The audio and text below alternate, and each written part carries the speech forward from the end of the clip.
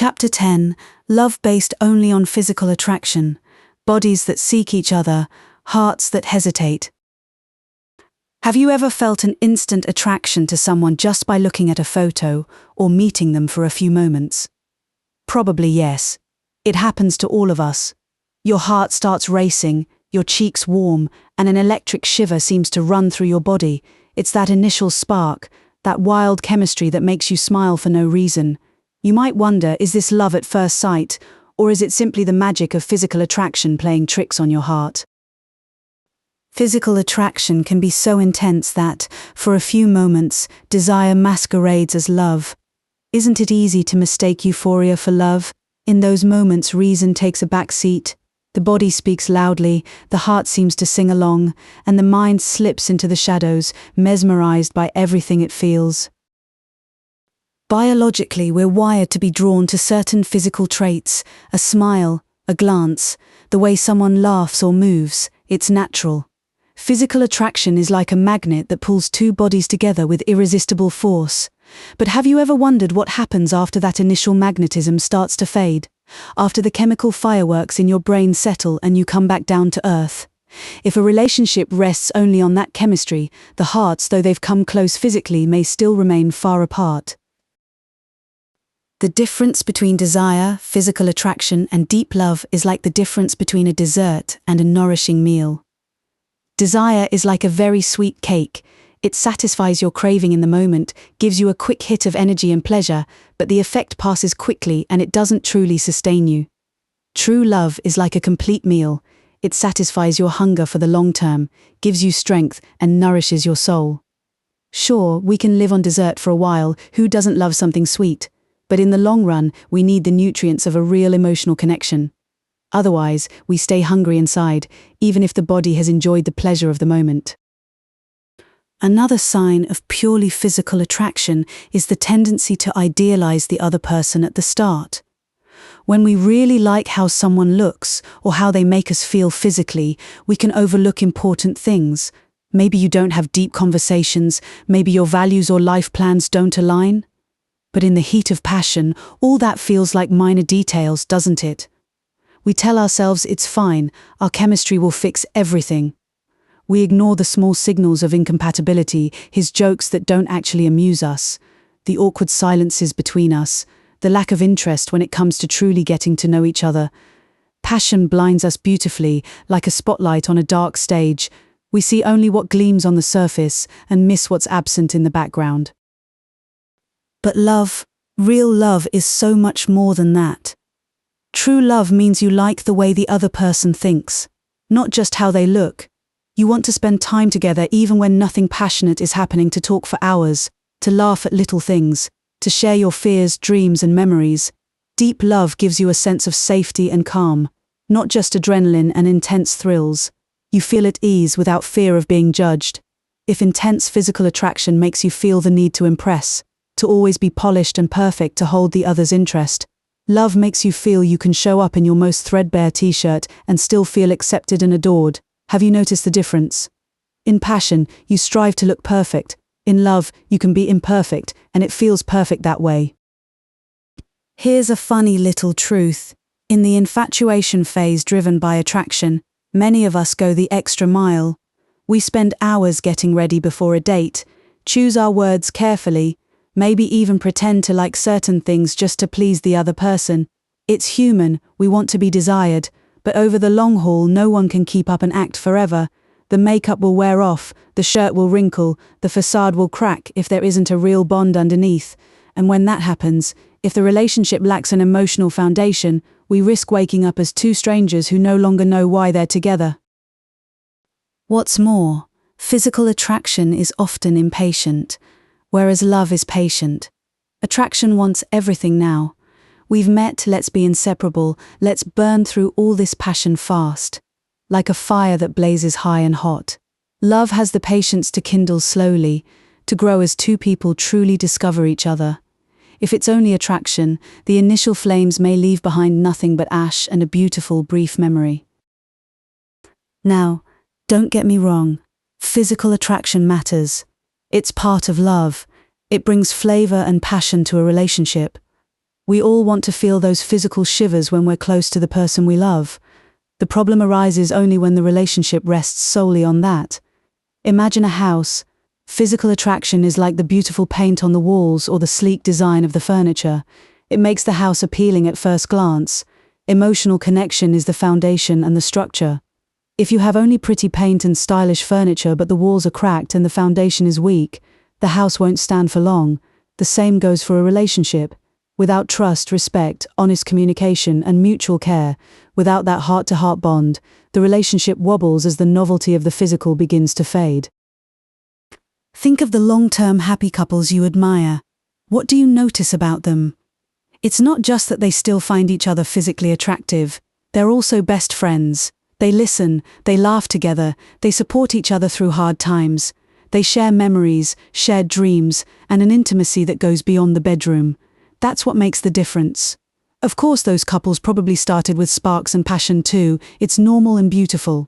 But the sparks ignited something more than desire. They lit the desire to know each other's soul, not just the body.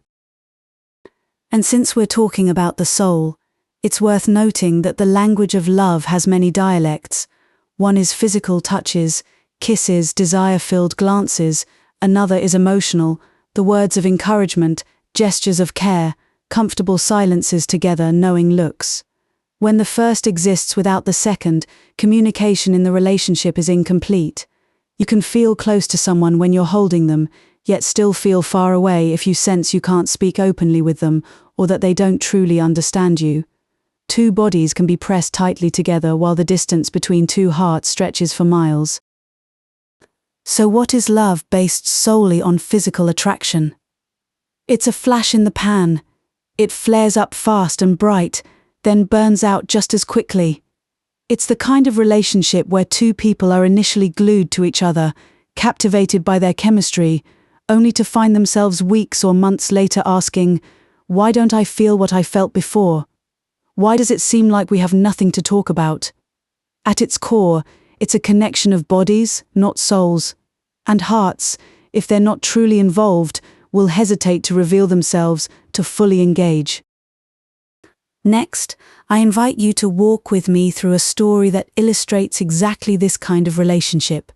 You'll see in a vivid and moving way how two people can confuse passion with love, and what happens when bodies reach for each other but hearts hesitate to fully meet. Jennifer sits at a table in a bright cafe, fiddling with the straw in her lemonade and glancing at the door. Her heart is beating a little faster than usual, and there's a small knot of emotion in her stomach. Not butterflies, real emotions mixed with anticipation. She's just heard the chime of the front door and knows that Michael, the guy she's been talking to on Tinder for a week, has arrived.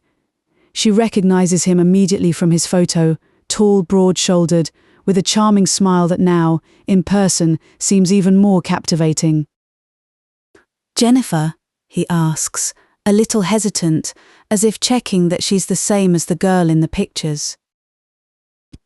"Yes, that's me," Jennifer replies with a wide smile, slightly relieved that Michael looks exactly as she'd imagined.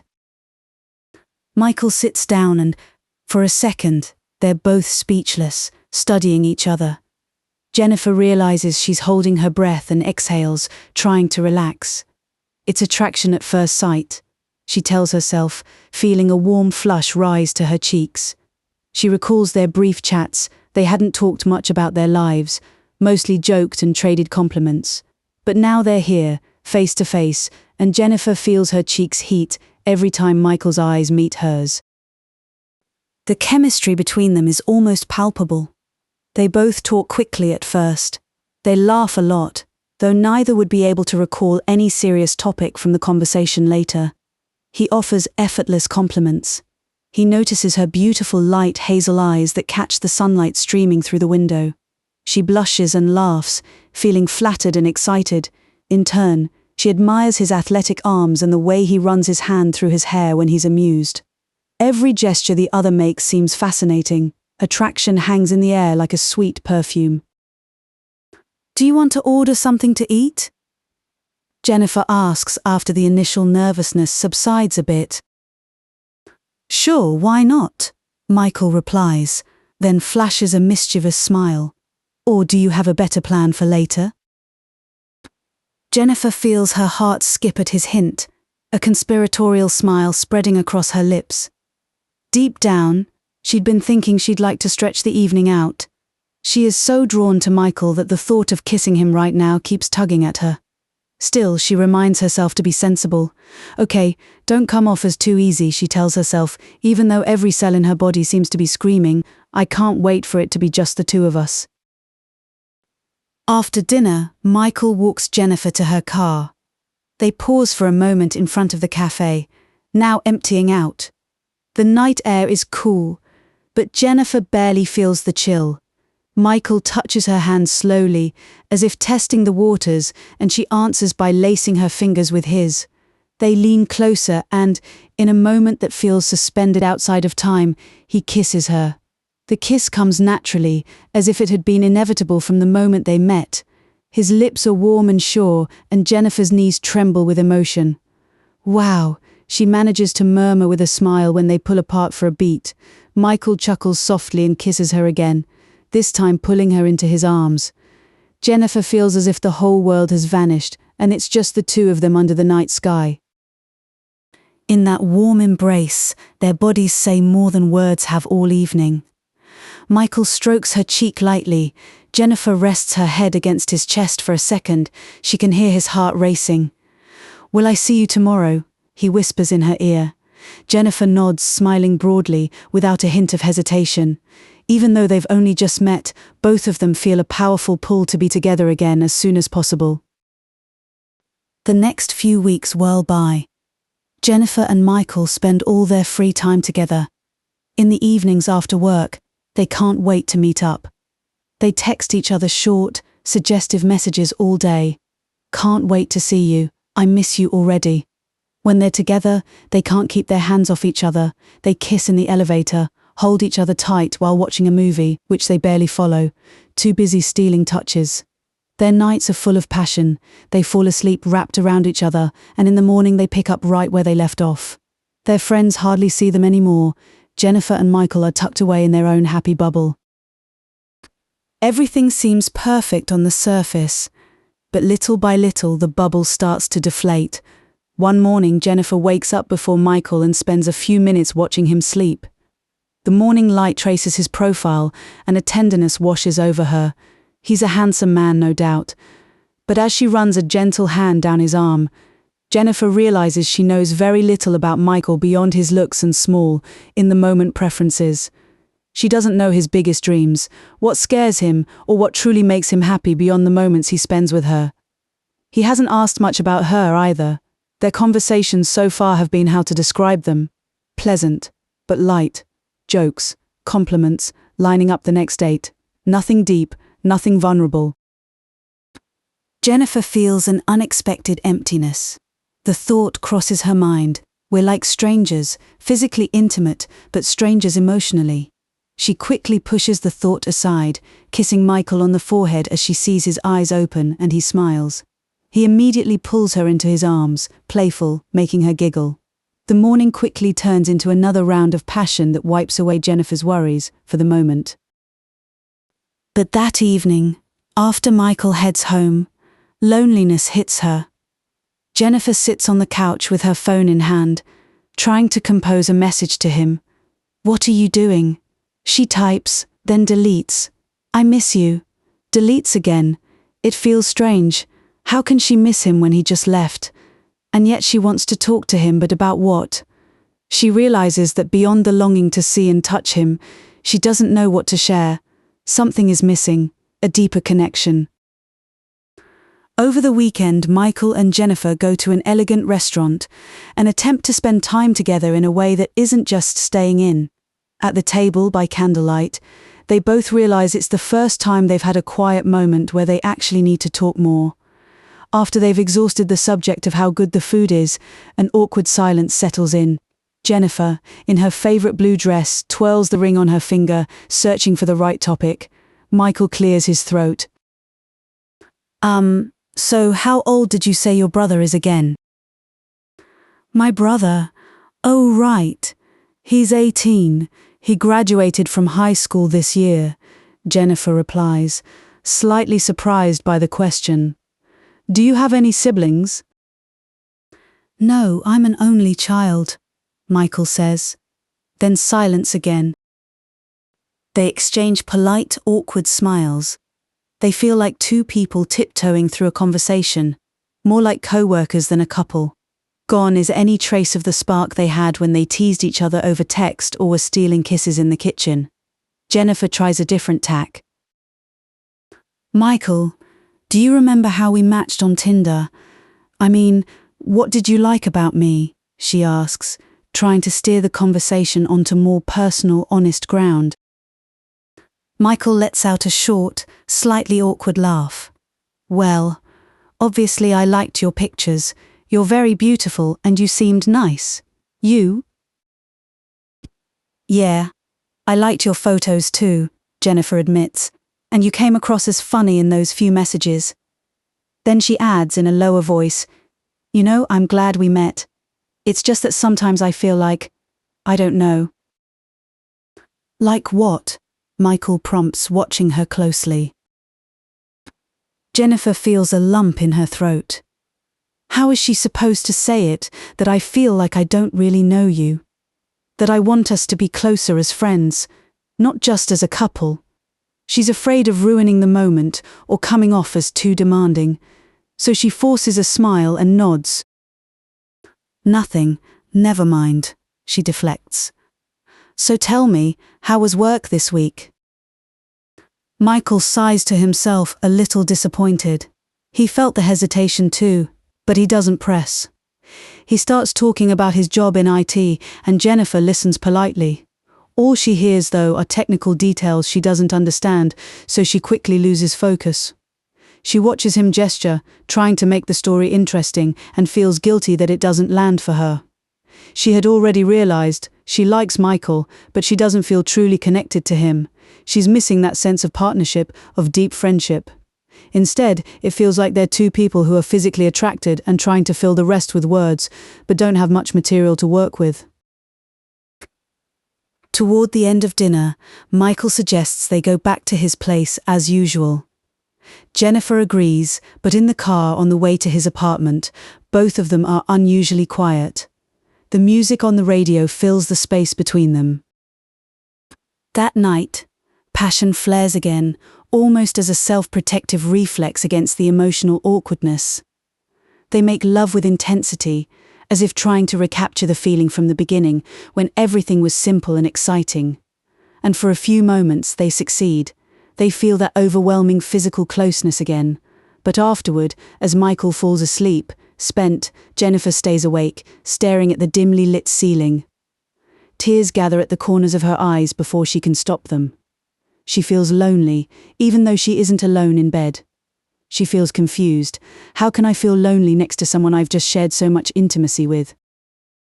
In the morning, Michael notices that Jennifer is quiet as she drinks her coffee. She tries to seem fine, but the smile doesn't reach her eyes. Are you okay? He asks, touching her hand across the table.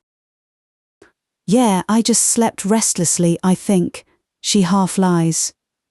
Michael nods, but his look says he isn't convinced. In the days that follow, they see each other less. It isn't planned, but it's as if both of them feel the need for a little distance. Their messages taper off. Each claims to be busy with one thing or another. That magnetic pull begins to lose intensity while they're apart. In its place, reality sets in. Two fairly different people who never had the chance to become friends, who haven't opened their hearts to each other. One evening, nearly 2 months after they met, Jennifer and Michael have an honest conversation. It's the first time they've met without dinner or a night together being the plan. Both seem slightly ill at ease, as if they don't know where to begin. Jennifer begins, her voice trembling. You've noticed it too, that something isn't right between us, haven't you? Michael looks down. Yeah, I mean, I really like you. You're amazing. It's just, I feel like we rushed it, that we didn't build anything beyond, you know. Jennifer nods, even as her eyes fill with tears. It's sad to hear out loud what you've been feeling for a while. I want there to be more between us, she whispers. But I don't know how to make it more. We just can't seem to find those bridges. Yeah, I've felt the same, Michael admits. When we're intimate, it's great. But then when I try to talk or to do anything else, I feel like we're not really a fit. They sit in silence for a few moments. Jennifer wipes away a tear that has slipped down her cheek. Michael sighs and pulls her closer, wrapping his arm around her shoulders. He holds her tight, in silence. It's a farewell embrace. We both deserve more, I think, he says quietly. Jennifer replies, resting her head on his shoulder for the last time. I think so too.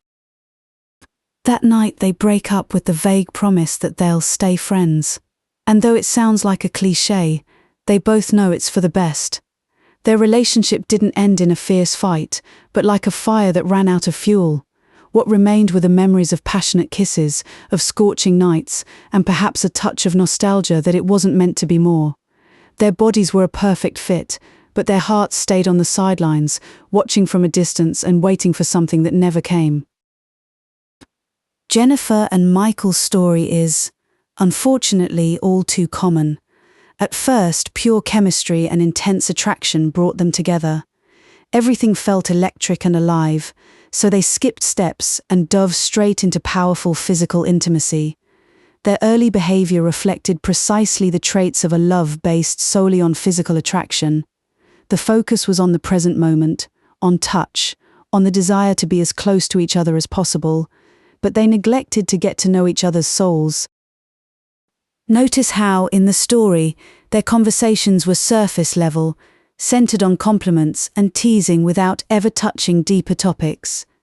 Whenever Jennifer tried to open a more serious discussion, Michael, without any ill intent, shifted towards something comfortable or slipped back into flirtation. This happens often in relationships built on the physical. Partners are afraid to spoil the mood with serious topics or vulnerability, so they stay in the fun, seductive zone. The result? A real connection between hearts never forms. When the newness of the physical side of their relationship began to fade, both Jennifer and Michael felt that awkward void. So what do we talk about now? A realization that without the kissing and hugging, they didn't know how to simply be together. This is a clear sign of a superficial love. The fact that they felt lonely even while together shows their hearts hadn't yet connected. In their behavior we see that inner hesitation. They chose to fill the gap with more physical passion. The dinner out still ended in an intimate night, for example, putting off an honest conversation until the very last moment. Such choices reflect the fear of admitting the relationship lacked depth. In the end, the relationship failed precisely because of the shaky foundation on which it was built. Physical attraction, however strong, couldn't sustain their bond on its own. Their behavior, the speed with which they became intimate, the lack of emotional communication, the difficulty of spending time together without the sexual component, all pointed to a superficial, body-centered love. They were two bodies that sought and found each other easily, but two hearts that hesitated to truly open to one another. This doesn't mean physical attraction is bad, on the contrary. It's a gift of nature, the spice of any romantic love, but physical attraction on its own can't take the place of true love. True love needs both body and soul. It needs hearts to keep pace with bodies. After two eyes meet with desire, it's important for two souls to meet with understanding and affection. Mature, fulfilling love appears when passion is woven together with friendship, respect, and honest communication. When alongside chemistry there is soul alchemy, the beautiful transformation in which two people reveal themselves to each other, accept one another, and support each other. If you've also been through a relationship that flared up fast and burned out, you're not alone. It happens to many, and it's not a personal failure but a lesson in what truly matters in love. Our bodies know how to find each other, but our hearts need time and courage to find their way. And when hearts do find one another, the love that follows is both passionate and deep. The message of this chapter is simple and reassuring. Physical passion is wonderful, but incomplete without a soulful connection. When you feel your heart hesitate, give yourself time to listen. Let love grow beyond the initial attraction. Give it the chance to become that warm, steady fire that keeps you warm for the long haul. True love begins when, beyond two bodies wanting each other, two hearts accept and fully embrace one another.